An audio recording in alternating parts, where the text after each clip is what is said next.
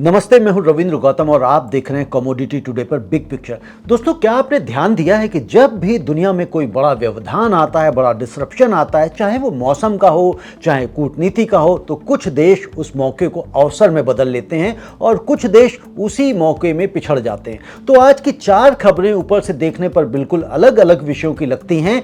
एक तरफ El Nino की वजह से दुनिया भर में चावल के दाम में उछाल की चेतावनी है, तो दूसरी तरफ भारत का चावल निर्यात मजबूती से बढ़ रहा है और एक तरफ पाकिस्तान का कारोबारी तबका यूएई में वीजा को लेकर परेशान है और दूसरी तरफ भारत खिलौना निर्यात में वियतनाम जैसी छलांग लगाने की बात कर रहा है। तो अगर आप इन खबरों को अलग अलग सुनेंगे तो ये सिर्फ 4 खबरें लगेंगी, लेकिन अगर आप इन्हें जोड़कर देखें तो एक बड़ा सवाल सामने आता है। जब दुनिया की सप्लाई चेन में उथल पुथल मचती है तो कौन फायदे में रहता है और कौन मौका गंवा देता है? तो आज हम इसी बिग पिक्चर को समझेंगे। तो सबसे पहले हम चलते हैं अल नीनो से चावल की कीमतें 50% तक बढ़ने की आशंका जताई जा रही है। जी हां, एक नई स्टडी ने चेतावनी दी है कि अगर अल नीनो का असर गंभीर हुआ तो दुनिया भर में चावल की कीमतें 50% तक बढ़ सकती हैं। स्टडी कहती है कि बढ़ता तापमान और सामान्य से कम बारिश चावल उगाने वाले प्रमुख इलाकों में पैदावार घटा सकते हैं। इससे ग्लोबल सप्लाई टाइट होगी और जो देश चावल आयात पर निर्भर हैं उनके लिए फूड सिक्योरिटी का खतरा बढ़ जाएगा। ये क्यों हुआ है? दोस्तों, अल नीनो एक प्राकृतिक जलवायु घटना है जो प्रशांत महासागर के तापमान में बदलाव से जुड़ी है और इसका सीधा असर मानसून के पैटर्न पर पड़ता है। जिन्हें नहीं पता है कि अल नीनो क्या है, कैसे आता है, कैसे काम करता है, तो हमारे चैनल पर जाएं, वीडियो को देखें और डिस्क्रिप्शन बॉक्स में उसका लिंक भी है, तो उसको क्लिक करके आप पूरा अल नीनो को इफेक्ट को समझ सकते हैं। खैर, आगे चलते हैं और समझते हैं कि जब अल नीनो सक्रिय होता है तो दक्षिण पूर्व एशिया के कई हिस्सों में जो दुनिया के प्रमुख चावल उत्पादक क्षेत्र हैं, बारिश कम हो जाती है वहां पर और चावल की खेती के लिए लगातार पानी चाहिए। इसलिए बारिश में कमी सीधे पैदावार को प्रभावित करती है और इसके पीछे वैश्विक जलवायु परिवर्तन का बड़ा हाथ है, जो अल नीनो और ला नीना जैसी घटनाओं को पहले से ज्यादा तीव्र बना रहा है। ये मायने क्या रखता है? तो दोस्तों, अगर चावल की कीमतें सच में 50% तक बढ़ी तो इसका असर बहुस्तरीय होगा, यानी कि मल्टी लेवल पर होगा। चावल आयात करने वाले देशों में आम आदमी की थाली महंगी होगी, जिससे फूड इन्फ्लेशन बढ़ेगा। जो देश खुद चावल उगाते हैं वहां किसानों को ऊंची कीमत का फायदा मिल सकता है, लेकिन जो घरेलू उपभोक्ता है, कंज्यूमर है, उसके ऊपर महंगाई की मार पड़ सकती है। ग्लोबल कमोडिटी मार्केट में हलचल मचेगी और जो देश चावल एक्सपोर्ट करते हैं उनके लिए एक बड़ा अवसर बन सकता है। निवेशकों की अगर हम बात करें तो निवेशकों के लिए एग्री कमोडिटी सेक्टर में यह संकेत है कि आने वाले महीनों में वोलेटिलिटी बढ़ सकती है। रिस्क और अपॉर्चुनिटी भी देखें तो दोस्तों, यहाँ पर रिस्क यह है कि अगर पैदावार सच में बुरी तरह से गिर गई तो कई गरीब और आयातक देशों में फूड सिक्योरिटी क्राइसिस खड़ा हो सकता है, जिससे सामाजिक अस्थिरता की आशंका भी बढ़ती है। लेकिन इसी में अवसर भी छिपा हुआ है। जो देश अपनी चावल उत्पादन क्षमता और एक्सपोर्ट इंफ्रास्ट्रक्चर को मजबूत रखते हैं वो इस ग्लोबल शॉर्टेज का सीधा फायदा उठा सकते हैं।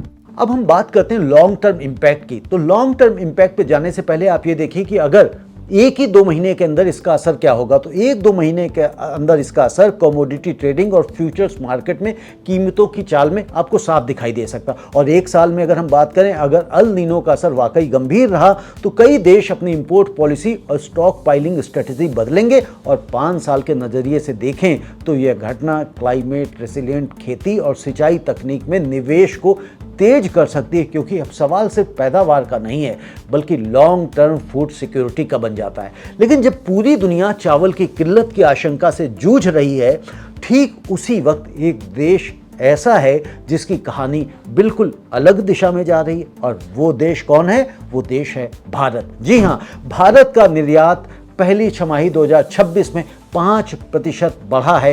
ये एक बड़ी खबर है। जी हां, भारत का चावल निर्यात 2026 की पहली छमाही में साल दर साल 5% बढ़कर 1.227 करोड़ टन तक पहुंच गया है। इसमें सबसे बड़ा योगदान नॉन बासमती चावल का रहा है, जिसकी शिपमेंट में 9.6% की उछाल दर्ज हुई है, खासकर अफ्रीकी बाजारों को। हालांकि बासमती चावल का निर्यात खाड़ी देशों में व्यापारिक बाधाओं की वजह से घटा है, लेकिन घरेलू सप्लाई की भरमार और कॉम्पिटिटिव प्राइसेस ने भारत के कुल निर्यात को मजबूती दी है। तो ये हुआ क्यों है? तो दोस्तों, इसकी सबसे बड़ी वजह है भारत में इस साल चावल का बम्पर प्रोडक्शन, जिससे घरेलू बाजार में सप्लाई भरपूर रही है और एक्सपोर्ट के लिए स्टॉक उपलब्ध रहा है। और दूसरी वजह क्या है? दूसरी वजह है अफ्रीकी देशों की बढ़ती डिमांड, जहां आबादी तेजी से बढ़ रही है और चावल एक स्टेपल फूड है। और तीसरी वजह है भारत की प्रतिस्पर्धी कीमतें, यानी कि कॉम्पिटिटिव प्राइसेस, जो दूसरे एक्सपोर्टर देशों के मुकाबले सस्ती पड़ती हैं। और वहीं बासमती के मामले में खाड़ी देशों से जुड़ी व्यापारिक अड़चनों ने असर डाला है, और जिसका सीधा कनेक्शन आगे पाकिस्तान वाली खबर से जुड़ता है। वो आगे आप समझते हैं। खैर, ये मायने क्यों रखता है? तो दोस्तों, किसानों के लिए ये अच्छी खबर है, क्योंकि मजबूत निर्यात मांग का मतलब है बेहतर कीमत, और एक्सपोर्टर्स के लिए दोस्तों ये नए बाजार खोलने का मौका है। मिलर्स और इंडस्ट्री के लिए यह प्रोसेसिंग क्षमता बढ़ाने का संकेत है। सरकार के लिए यह विदेशी मुद्रा आय और ट्रेड बैलेंस के लिहाज से फायदेमंद है। और सबसे इंपॉर्टेंट है, जिस वक्त ग्लोबल चावल बाजार अल नीनो की आशंका से घबराया हुआ है, उस वक्त भारत की मजबूत सप्लाई ग्लोबल कीमतों को काबू में रखने का काम कर रही है।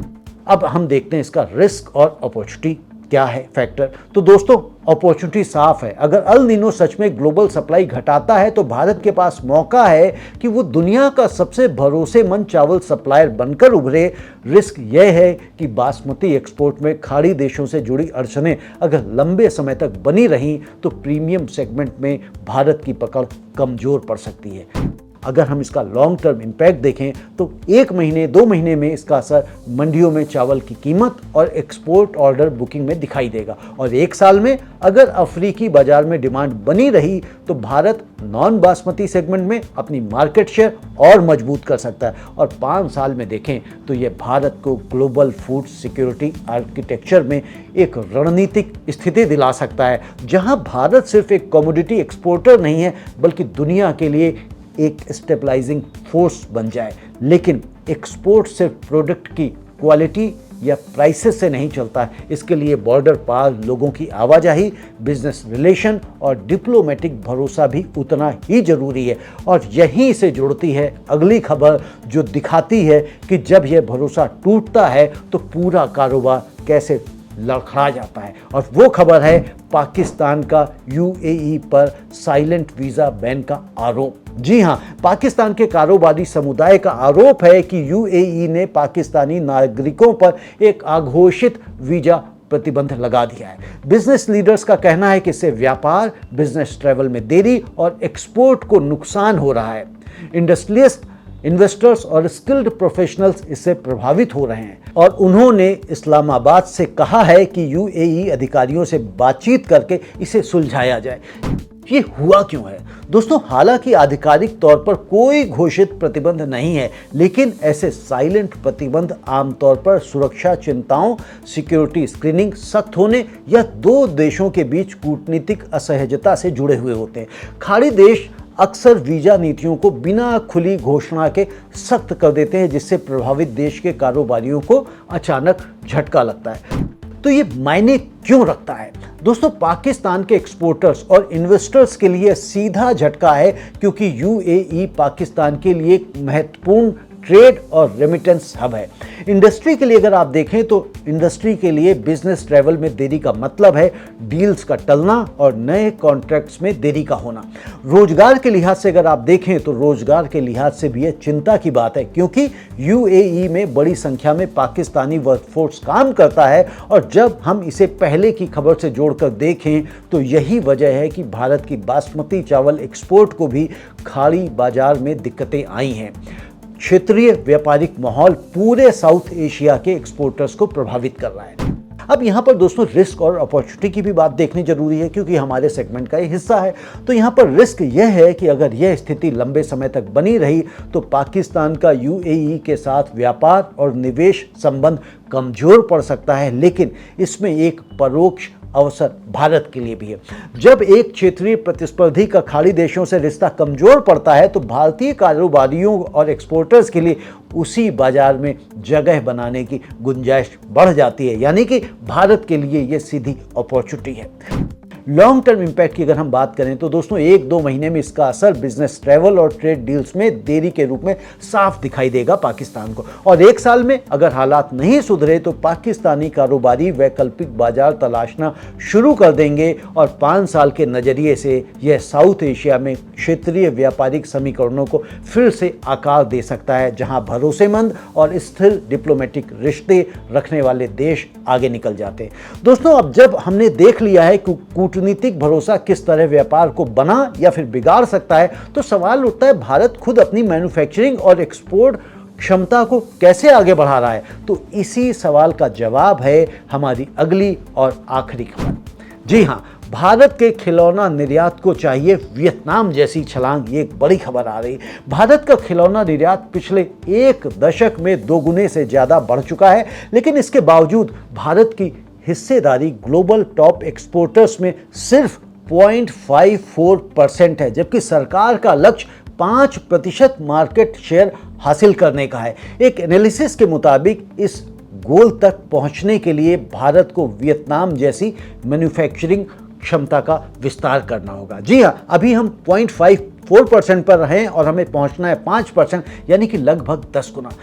दोस्तों, ये क्यों हुआ है? तो भारत में टॉय मैन्युफैक्चरिंग अब तक ज़्यादा छोटे और मझोले स्तर पर रही है, जबकि चीन और वियतनाम जैसे देशों ने बड़े पैमाने पर फैक्ट्री इंफ्रास्ट्रक्चर, सप्लाई चेन और ग्लोबल ब्रांड्स के साथ पार्टनरशिप बनाई है और सरकार ने आयात शुल्क बढ़ाकर और क्वालिटी कंट्रोल ऑर्डर लागू करके घरेलू उद्योग को बढ़ावा देने की कोशिश भी की है, जिससे बीते सालों में एक्सपोर्ट 2 गुना हुआ है, लेकिन ग्लोबल स्केल अभी भी बहुत पीछे है।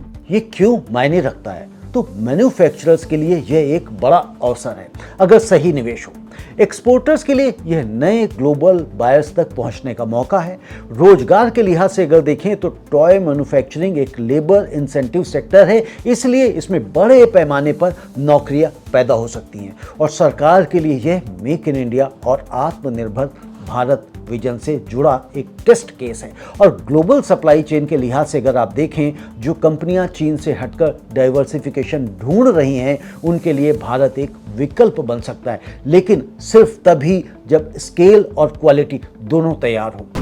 अब रिस्क और अपॉर्चुनिटी की भी बात करें तो रिस्क यहाँ पर यह है कि अगर भारत सिर्फ आयात शुल्क बढ़ाकर घरेलू बाजार को सुरक्षित रखने की नीति पर टिका रहा तो ग्लोबल एक्सपोर्ट कॉम्पिटिटिवनेस में पीछे रह सकता है। अवसर यहाँ पर यह है, अपॉर्चुनिटी यह है कि अगर भारत वियतनाम जैसी बड़े पैमाने की एक्सपोर्ट ओरिएंटेड मैन्युफैक्चरिंग नीति अपनाए तो टॉय सेक्टर एक निर्यात चैंपियन भी बन सकता है, ठीक वैसे ही जैसे बीते सालों में इलेक्ट्रॉनिक्स और मोबाइल मैन्युफैक्चरिंग में हुआ है। लॉन्ग टर्म इम्पैक्ट की अगर हम बात करें तो 1-2 महीनों में इसका असर पॉलिसी डिस्कशंस और इंडस्ट्री रिप्रेजेंटेशन में जरूर दिखाई देगा और 1 साल में अगर सही इंसेंटिव और PLI जैसे स्कीम का विस्तार हुआ तो नए निवेश की घोषणाएं आ सकती हैं और 5 साल के नज़रिए से अगर आप देखें तो यह तय करेगा कि Bharat global toy supply chain में सिर्फ एक छोटा खिलाड़ी बना रहेगा या फिर वाकई में 5% मार्केट शेयर के लक्ष्य की तरफ बढ़ पाएगा। दोस्तों, चारों खबरों को अगर आप एक साथ रख कर देखें तो एक पैटर्न बार बार उभर कर आता है। जब ग्लोबल सिस्टम में डिसरप्शन आता है तो पोजीशनिंग तय करती है कि कौन फायदे में रहेगा और कौन घाटे में।